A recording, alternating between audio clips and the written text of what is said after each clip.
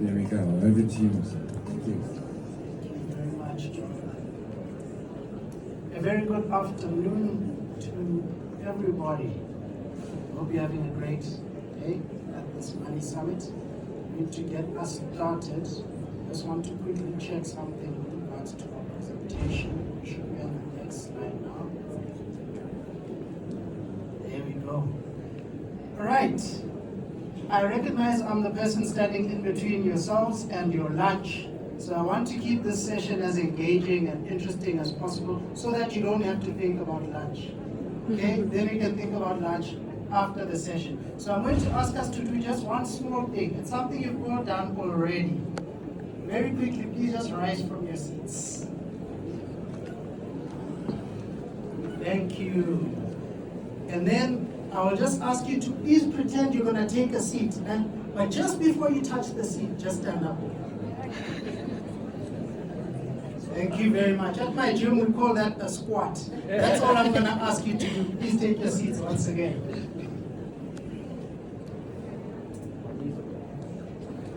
To give you a bit of background about me, I'm an entrepreneur, I'm a speaker, I'm an executive, and I'm also a coach. I coach entrepreneurs. I've been doing this for 15 years.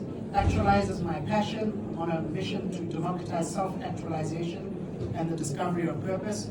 Also a co-founder in Chronology, which is a software development organization.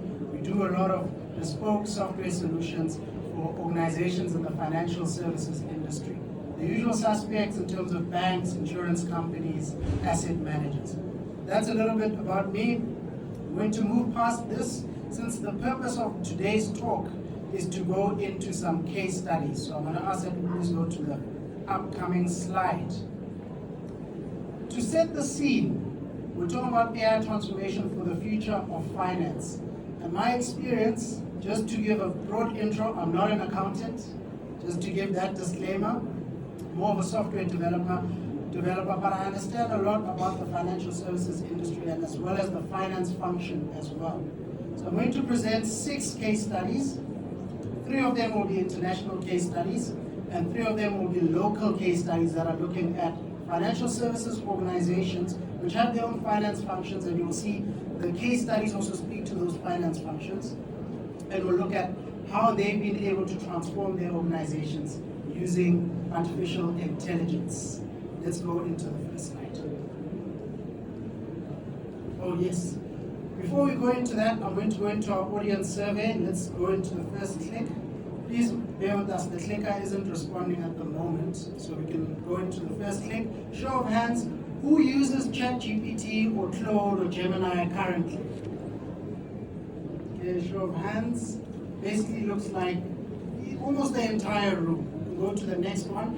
Essentially, the research also shows that over 90% of users, particularly professionals, use these tools already. So we're already seeing that there's very high adoption. Let's move into the next one. By show of hands, who feels that AI can do more for their business, more for their finance function, more for the work they do every day? Show of hands. Right, most hands are going up. People are very positive. We can go to the next click. People are very positive about what AI can do for their business, for their job, for their function. So there's a lot of positivity around this idea of AI and what it can do. Let's go to the next question. Now, let's check who in their organization has an existing budget for AI initiatives, whether it's a Claude or a ChatGPT account or something more elaborate. Which organization has an existing budget for something like this? Okay, I'm seeing 2 hands, 3. All right. Around 40% of organizations, some less, 40% of organizations have existing budgets to do something with AI. Even though almost everyone wants to do something with AI, there aren't existing budgets for AI. And then let's go into the last one, which is my favorite question. You can click the next one. Is there an ROI for your AI investment? So for those 3 people who raised their hands, this question is for you. Have you seen any ROI on your AI investment so far? Pretty much no. Yeah? So there's less than 5% of organizations that actually see proven ROI on their AI investments. So in the case studies, we're going to be focusing on organizations that have seen that ROI, 3 local and 3 international. Thank you very much. Thank you so much, sir. The clicker is working. Let's go into this first case study. This is DBS Bank.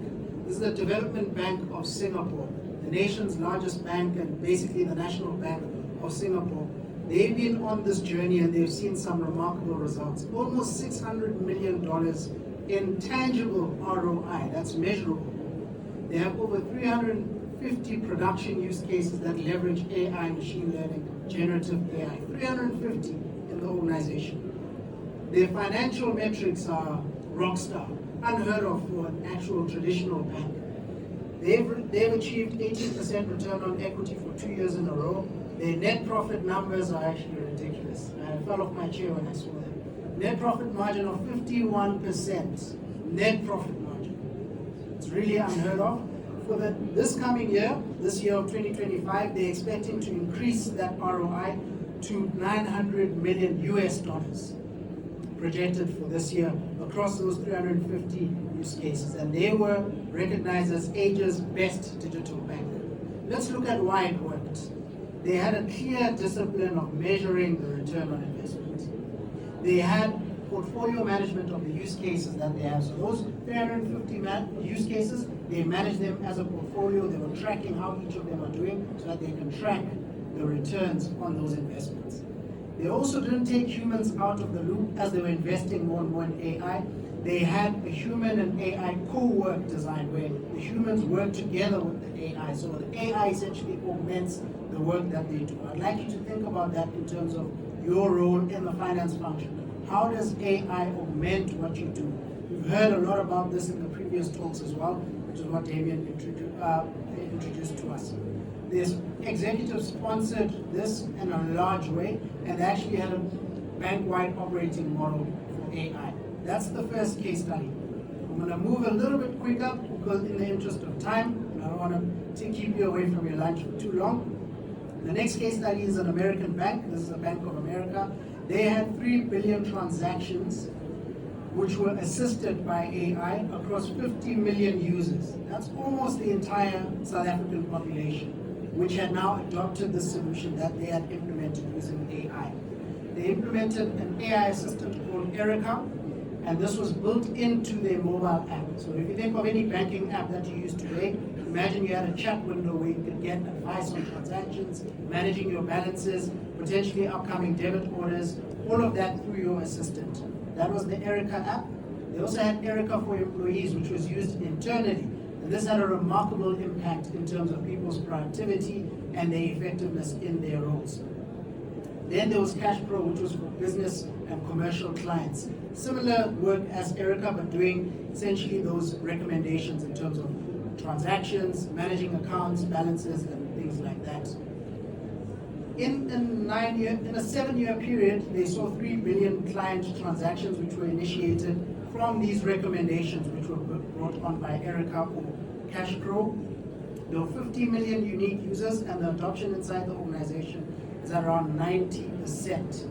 Why it worked is that they put this assistant inside the existing channels. They didn't have it as a separate app where you have Bank A's app or Organization A's app, but you must now download AI for Organization A or AI for Organization B. They put it right into their application, which was quite remarkable for what the organization did. They were also highly agile, which is one of the winning moves for AI. Then the third case study, which is international, is JPMorgan Chase Bank. This is more of an internal use case where there was a cost saving and a lift in terms of productivity. So more on the ops side and on the cost side, this is where AI gave them additional benefits. They saved 360 hours of legal work annually. And if you think of what 1 hour of a lawyer's time costs, you can multiply that and you see that the impact and the return on investment is quite compelling. They used a solution called Coin with contract intelligence, and this did automated contract review and comment as well. They also implemented an AI coding assistant for their developers, which increased their productivity by 20%. Why it worked They had precise scoping of those high volume tasks that cost a lot. They scoped those out, prioritized them, and then they implemented AI on those which had the highest impact for their organization.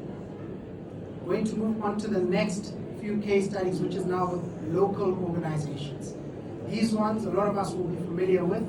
This bank, Discovery Bank, the local bank, saw 500% return on investment for their AI implementations. And they saw that there was 80% more personalization in terms of the solutions that they gave to their clients. So if you're interacting with the organization as a client, they would send you messages by name, send you recommendations by name, and it was highly personalized based on your bank account, your transactions, your balances, saying, here's what we think you should do. Or your balance has dropped to this amount, but you know you have this kind of debit order. Here's a 2-day heads up so that you can intervene and manage it better. They saw a 5 times increase in positive actions by their clients. So clients were responding to these nudges or these recommendations, and there was a 5 times increase in these positive actions through these AI recommendations. They also managed to prevent fraud, identify fraud, and service the clients better. Why it worked is that they integrated these models into the application. It wasn't a separate app, it was inside the existing channel, and they studied the behavior of the client in order to train the AI models on that. Next use case, which is from a local bank. This is now a case where we had 21 financial crimes which were prevented based on these AI recommendations. So this will be quite relevant, especially, I know there was someone in the audience who mentioned something about governance and control. This is where AI can be used in the governance and control function to manage or mitigate risk and prevent these financial crimes from happening. Why it worked? They had multimodal intelligence, and they expanded their AI POCs into production. This is where a lot of organizations get stuck. They do one experiment, they see, okay, great stuff, it's working, but then it actually never expands beyond those 3 or 5 or 20 people who are the guinea pigs, so to speak, who are trialing out the AI, but the rest of the organization doesn't see that benefit. Going into the last case study, which is a Standard Bank case study. Here we're seeing back office operations which were automated, fully automated, or to a large extent automated, where the time spent to actually run through those operations was drastically reduced. So we saw over 118,000 account updates, which were done in weeks instead of months. There were use cases where they would do 8 updates per minute instead of taking hours for 1 update. This was on their card management system. And the entire process, which used to take 150 hours of maintenance, because of AI, took 5 hours of maintenance. And because of this time saving, they didn't lead into that fear that a lot of people have, that, okay, there isn't much work to do anymore and now AI has replaced the job. Instead, they want their staff members to focus on higher value tasks, more advice, more insight, and essentially growing the value that they're deriving from AI. Why it worked? They scoped their tasks very precisely, just like the previous use case, and they also had executive sponsorship and tight system integration. Now, I want to give some other insights in terms of the spending in AI, even though a lot of organizations are not seeing that ROI. So I'd like 1 or 2 volunteers to let me know, how big do they see the market as? How much do organizations globally spend on AI today? You can just give an estimate in millions or billions of dollars, just by show of hands. Who has an estimate for how much we spend? 1 billion, 10 billion, 5 billion, higher than that? Any volunteers? 3 trillion. 3 trillion. Okay? 3 billion? We've got 3 billion and 3 trillion. Okay, several orders of magnitude difference. Say again? 1.3 billion. So the entire industry spends $165 billion on AI. So closer to the 3 trillion, well, actually between the 3 trillion and the 3 billion, but 35 billion of that 165 is spent just by financial services firms. So we can see a lot globally, these organizations are putting their money where their mouth is, and they're spending a lot. In some banks, it's 30% of the IT budget. So we're seeing an explosive growth in terms of the trajectory of AI spending, but a lot of organizations are not seeing that return on investment. In fact, only 5% of AI pilots actually succeed and prove that ROI. So I'm going to tell you the 3 pains of failed AI transformation, which leads to this low return on investment. The first one is the AI skills gap, or I'll call it the agility gap. The second one is the legacy integration gap, where a lot of these organizations have legacy systems that struggle to integrate with these new ones. And then the third pain is the unproven ROI. The first one is the agility gap. This is where organizations implement these pilots but don't iterate. They do a small use case, they don't iterate, they don't double down on the success that they've achieved, and then the solutions simply don't scale. That's what's leading to that very low success rate of these AI solutions. The second pain is that there's legacy systems that we need to integrate with. Create AI solutions, but they don't integrate with other solutions inside the organizations. As a result, we get standalone solutions and there's no 360-degree view of the organization, the clients, the transactions, the finance function, etc. The third pain is that there's unproven ROI. When some smart people say, you know what, AI is going to revolutionize our organization, they convince sponsors and boards to invest, the organization makes a large investment, but then there's no return.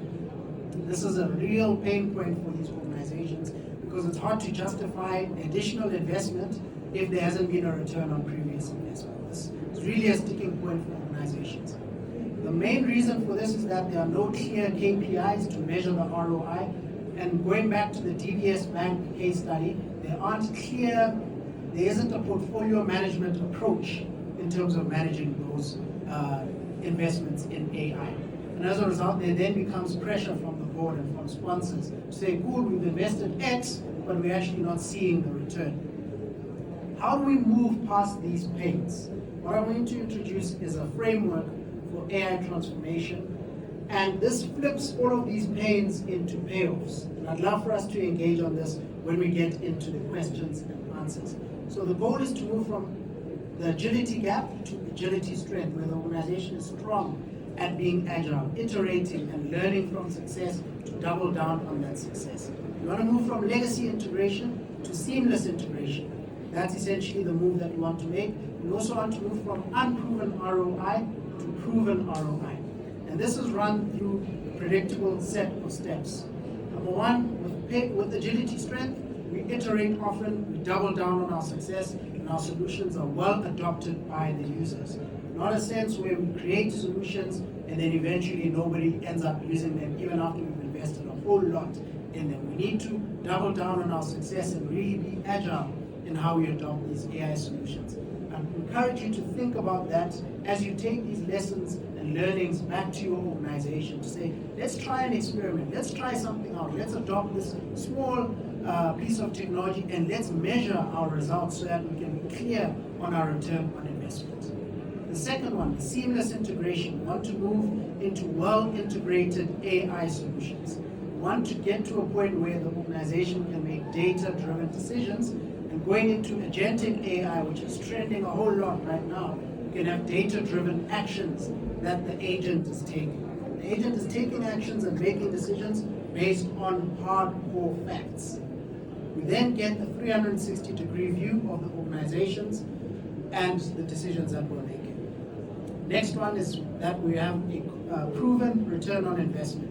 This is where we have compelling ROI, clear KPIs to measure that ROI before we start, so that when we're done, we can measure what we've achieved.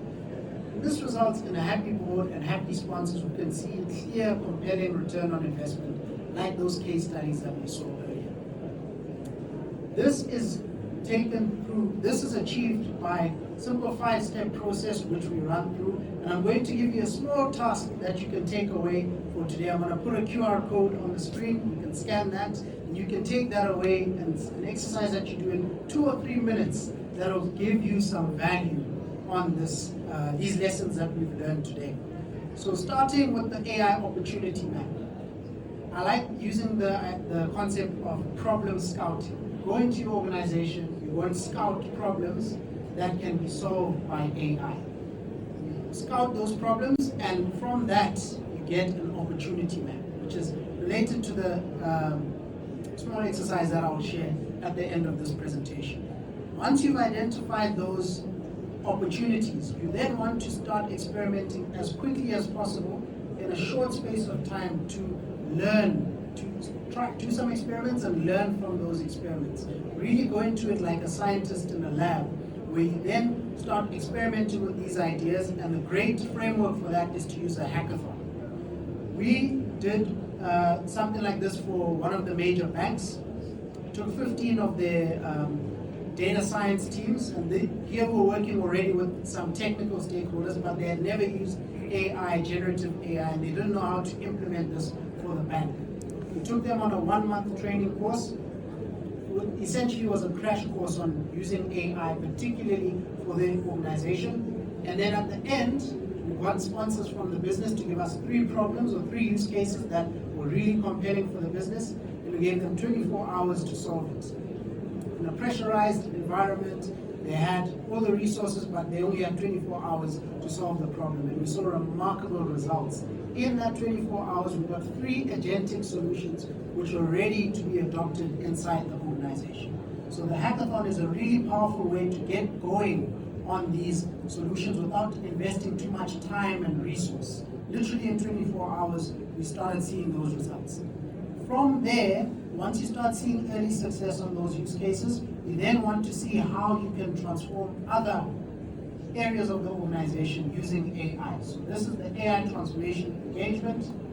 Then from there, you then will identify individuals inside the organization that you want to upskill, want to invest in, so that they can become more proficient in AI, so that the entire organization can be transformed through AI. Once you've done that, you've got people who are highly agile, highly skilled, and you're starting to transform the organization with AI. You then want to monitor your AI operations using scalable technologies. That essentially brings us to the end of our presentation for today. This is the QR code that's on the screen, and this is prompting you to then start taking action on this. What it will do is it will just ask you a handful of questions, and within 3 minutes you'll get a report in your inbox that gives you insights that you can follow and helps you to identify the low-hanging fruits inside your organization in terms of where you can start with AI, starting with your journey. So I want to wrap it up there, and thank you very much for your engagement, being an awesome crowd, even though it's just now until lunch, and for doing the squats together. Thank you very much. Excellent. Thank you.